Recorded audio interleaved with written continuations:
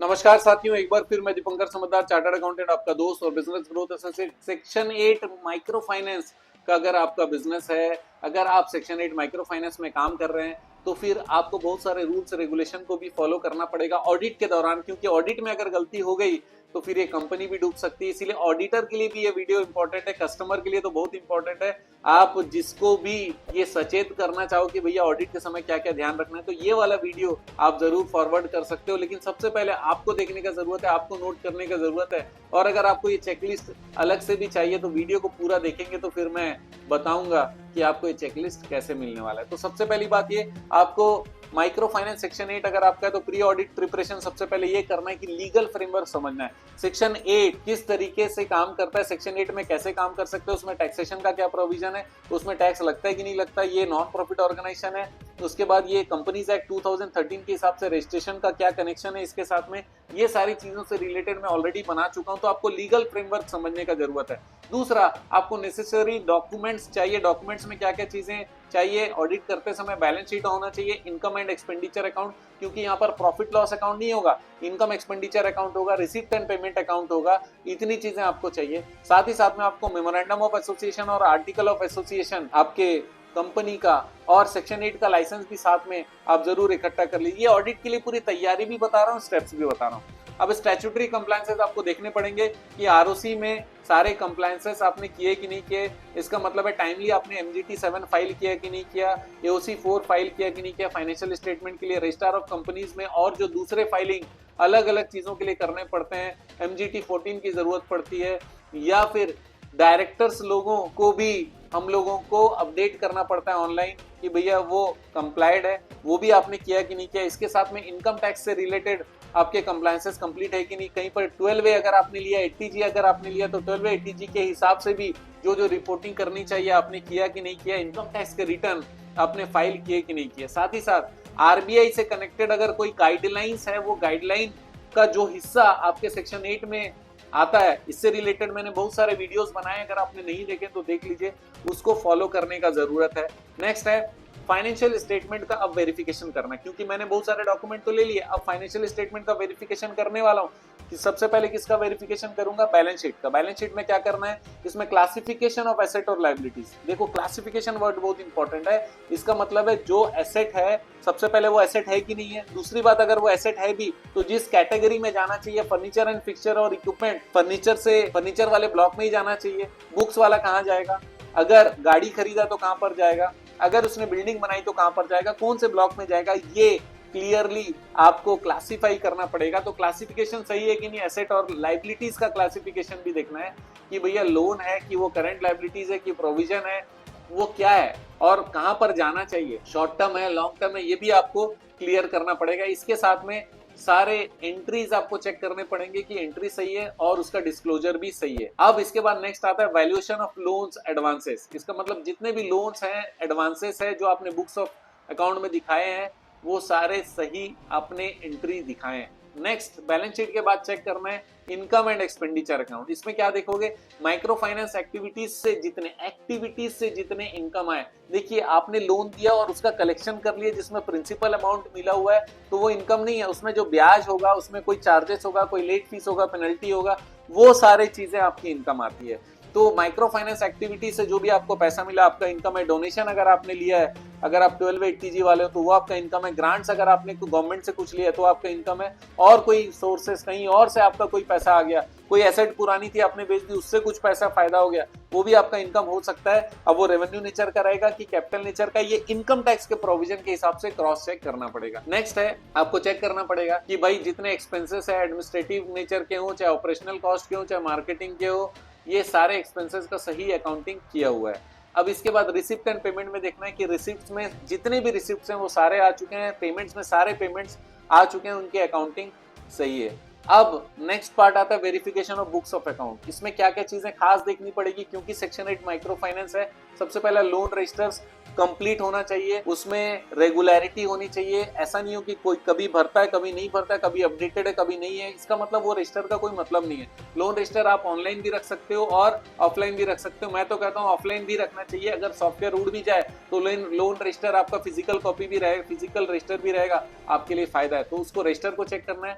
General ledger को check करना है, जिसमें सब व्यक्ति का लेजर हो, हर पार्टी का लेजर हो, हर कस्टमर का लेजर हो, चेक करना है। फिक्स्ड एसेट का रजिस्टर भी आपको चेक करना पड़ेगा, जितने भी एसेट कंपनी में आए और हैं और चले गए, वो सारी चीजों का हिसाब फिक्स्ड एसेट रजिस्टर में होना चाहिए। अब नेक्स्ट हिस्सा आता है वेरिफिकेशन ऑफ एक्सपेंसेस। इसमें क्या क्या चीजें देखेंगे? सबसे पहला ऑपरेशनल एक्सपेंसेस। ऑपरेशनल एक्सपेंसेस कौन सा होता है? जो कि कंपनी चलाने के लिए जो नेसेसरी खर्चे होते हैं, रूटीन के खर्चे, वो ऑपरेशनल एक्सपेंसेस है। उसको देखना पड़ेगा कि वो माइक्रो फाइनेंस ऑपरेशन से रिलेटेड है, उसको सारा रूटीन एक्सपेंसेस में लेना पड़ेगा, जैसे सैलरी हो गया, रेंट हो गया, यूटिलिटीज हो गया, एडमिनिस्ट्रेटिव कॉस्ट हो गया, और जो भी दूसरा एक्सपेंसेस रेगुलर नेचर के हैं, ये सब आएगा। इसके अलावा प्रोग्राम और एक्टिविटी एक्सपेंसेस। अब माइक्रो फाइनेंस है, सेक्शन 8 भी है, तो अगर आप गवर्नमेंट ग्रांट्स वगैरह ले रहे हो तो कुछ प्रोग्राम भी कर रहे होगे, कुछ एक्टिविटीज कर रहे होगे। इसके अलावा माइक्रो फाइनेंस का ही सिर्फ काम करते होगे तो भी आपको बहुत सारे एक्टिविटीज या कैंपेन्स चलाने पड़ते होंगे, तो वो एक्टिविटीज के एक्सपेंसेस भी आपने सही किए नहीं किए आएगा। नेक्स्ट है प्रोविजन फॉर डाउटफुल लोन्स। अब लोन देते हैं तो बहुत सारे गुड रहते हैं, मतलब जो देते रहते हैं, कुछ डाउटफुल रहते हैं, इसका मतलब नहीं दे रहे हैं, देने में असुविधा कर रहे हैं, तो उसको कैटेगराइज करने की जरूरत रहती है कि भाई वो कितना डाउटफुल है। अब नेक्स्ट है इंटरनल कंट्रोल एंड गवर्नेंस। ये हेड बहुत इंपॉर्टेंट है, क्योंकि इसमें सबसे पहले इंटरनल कंट्रोल सिस्टम चेक करना पड़ेगा। ये सिस्टम में क्या होता है कि आपका जो वर्किंग प्रोसेस है वो सही है कि नहीं, क्योंकि अगर मान लीजिए आपका वर्किंग प्रोसेस में इंटरनल कंट्रोल सिस्टम काम नहीं करता, इसका मतलब लोन लेने वाला को कोई भी सैंक्शन कर सकता है, देने वाला कोई भी कलेक्शन कर लिया, कंपनी में नहीं दिया तो पता भी नहीं है। लेकिन अगर इंटरनल कंट्रोल सिस्टम सही है तो व्यक्ति के आने का सारा डॉक्यूमेंटेशन और प्रूफ, पैसा जाने का सारा डॉक्यूमेंटेशन और प्रूफ, कलेक्शन होने का सारा डॉक्यूमेंटेशन और प्रूफ, ये सारा चीज होना चाहिए प्रूफ के साथ, डॉक्यूमेंटेशन के साथ, और इसी के साथ उसकी अकाउंटिंग भी बराबर होनी चाहिए। तो इतना चीज जरूर करना पड़ेगा। नेक्स्ट है बोर्ड और कमिटी मीटिंग्स,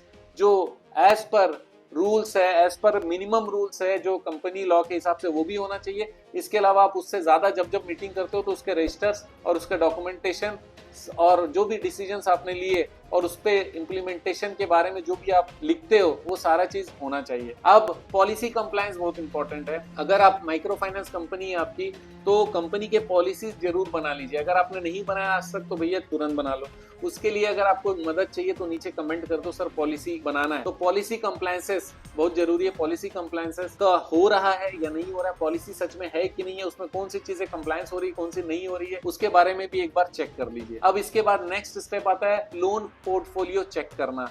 अब इसमें लोन डिसबर्समेंट के रिकॉर्ड्स पूरे हैं कि नहीं है 100%, और वो डिजिटल है, फिजिकल है, सारा चेक करिए, अकाउंटिंग सही है कि नहीं। नेक्स्ट है loan recovery and overdue analysis, सही तरीके से होता है कि नहीं होता है। ऐसा तो नहीं कोई कलेक्शन करना छूट जाता है, कोई डिपॉजिट को वापस नहीं कर पाते, कुछ डिपॉजिट लिया एंट्री नहीं हो रही है, तो लोन रिकवरी ओवरड्यू एनालिसिस भी करिए, लोन क्लासिफिकेशन भी करिए। नेक्स्ट है स्टैट्यूटरी ड्यूज और कंप्लायंसेस, बहुत इंपॉर्टेंट है। टीडीएस के सारे कंप्लायंसेस जो एप्लीकेबल है, आपने टीडीएस काटे या नहीं काटे, और उसका रिटर्न भरा कि नहीं भरा, चालान भरा कि नहीं भरा। जीएसटी का कंप्लायंस, अगर आपके लिए जीएसटी एप्लीकेबल है तो जीएसटी आपने रिटर्न भरा कि नहीं भरा, चालान भरा कि नहीं भरा, वो सारी चीजें आपको डालनी पड़ेगी।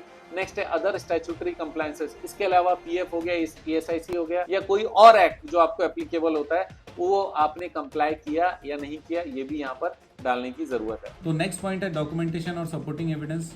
इसमें सबसे पहले आपको लोन एग्रीमेंट और डॉक्यूमेंटेशन चेक करने का ज़रूरत है। ये इंश्योर करना पड़ेगा कि जो एग्रीमेंट्स हैं और रिलेटेड डॉक्यूमेंट्स हैं प्रॉपरली मेंटेन किए गए हैं और एक्सेसिबल है। इसका मतलब ये कि कभी भी वेरीफाई करना है तो वेरीफाई कर सकते हैं। दूसरा, receipts for donation and grants, क्योंकि सेक्शन 8 है और अगर आपने 12 या 80G का रजिस्ट्रेशन लिया है तो आपको डोनेशन अगर मिला है तो उसके रिसिप्ट्स को चेक करिए, एक्नॉलेजमेंट को भी चेक कर लीजिए, क्रॉस वेरीफाई कर लीजिए, उसके जो इन्फॉर्मेशन चाहिए वो इन्फॉर्मेशन मिले या नहीं मिले। नेक्स्ट है वाउचर एंड इन्वॉइसेस, जितने वाउचर और इन्वॉइसेस हैं वो सारे वाउचर और इन्वॉइसेस को चेक करिए या फिर उसका पैटर्न चेक करिए, ताकि अगर ऐसा लगता है कि इंटरनल कंट्रोल सिस्टम सही है तो हम लोग टेस्ट चेकिंग से भी काम चला सकते हैं। रिव्यू ये करना पड़ेगा कि इन्वॉइसेस जितने भी हैं उसमें सपोर्टिंग डॉक्यूमेंट लगा हुआ है सारे एक्सपेंसेस का, ये इंश्योर करने के लिए कि वो सही व्यक्ति ने ऑथोराइज किया है और प्रॉपरली उसकी एंट्री हो गई है, रिकॉर्ड हो चुका है। अगला इंपॉर्टेंट चीज़ है प्रिपरेशन ऑफ ऑडिट रिपोर्ट। इसमें सबसे पहला पॉइंट है ऑडिट ऑब्जर्वेशन, मतलब डॉक्यूमेंट्री अगर कोई भी डिस्क्रिपेंसीज है, नॉन कंप्लायंसेस है या इरेगुलरिटीज़ है तो फिर उसको इन्फॉर्म करना पड़ेगा, ऑब्जर्वेशन में लिखना पड़ेगा। नेक्स्ट है ऑडिट रिपोर्ट। ऑडिट रिपोर्ट का प्रिपरेशन करना पड़ेगा। ऑडिटर का जो ओपिनियन है फाइनेंशियल स्टेटमेंट के ऊपर में, वो ओपिनियन लिखना पड़ेगा, ट्रू एंड फेयर है या फिर नहीं है, या फिर क्वालिफाइड है या फिर अनक्वालिफाइड है, कंप्लायंसेस स्टैट्यूटरी रिक्वायरमेंट्स के हुए कि नहीं हुए, और कोई रिकमेंडेशन या इंप्रूवमेंट जो ऑडिटर चाहता है कि हो जाए। नेक्स्ट है मैनेजमेंट रिप्रेजेंटेशन लेटर। अगर मैनेजमेंट से कोई इन्फॉर्मेशन ऐसा है जो मैनेजमेंट के लिए स्पेसिफिक है तो वो इन्फॉर्मेशन के लिए मैनेजमेंट से साइन करा के लेटर हम लोगों को लेना पड़ेगा। अब ऑडिट अगर हो गया, उसके बाद पोस्ट ऑडिट एक्शंस क्या क्या होंगे। सबसे पहला मैनेजमेंट के साथ डिस्कशन होगा कि जो जो फाइंडिंग ऑडिट में आई है उसके बारे में उनका क्या सोचना है और उसमें क्या वो करना चाहते हैं। नेक्स्ट है रेक्टिफिकेशन एंड रिकमेंडेशन। जो भी गलतियां हुई है उसको रेक्टिफाई कर सकते हैं क्या, या फिर आगे से गलती ना हो उसके लिए कोई रिकमेंडेशन हो सकता है क्या। अब ऑडिट हो गई है तो उसकी फाइलिंग और कंप्लायंसेस की ज़रूरत है। ऑडिट रिपोर्ट की फाइलिंग कर दीजिए, इनकम टैक्स रिटर्न की फाइलिंग कर दीजिए, डॉक्यूमेंटेशन, सारे डॉक्यूमेंट, वर्किंग पेपर, क्योंकि वर्किंग पेपर इंपॉर्टेंट है। आपने कैसे कैलकुलेट किया, क्या उस समय सोचा, वो जो भी नोट्स आपने बनाए वो सब चीज़ एक जगह पे प्रॉपर डॉक्यूमेंटेशन करके फाइल में रखिएगा। आपको बता दूं कि ऑडिट के समय सेक्शन 8 के कुछ इंपॉर्टेंट चीज़ें जो आपको ज़रूर लिस्ट बनाकर रखनी चाहिए वो है financial statement, books of account, loan documentation, compliance documents, board and committee meeting minutes और सपोर्टिंग डॉक्यूमेंट्स फॉर एक्सपेंसेस। तो दोस्तों इतनी तैयारी आप ज़रूर कर लीजिएगा। आप जानते हैं हमारा मिशन है हमेशा आप लोगों की मदद करना और समय पर सारी जानकारी देना। वीडियो को शेयर करना मत भूलिएगा, ज़्यादा से ज़्यादा लोगों के काम हम आना चाहते हैं। आपका दिन ज़बरदस्त और शुभ हो। Sunday.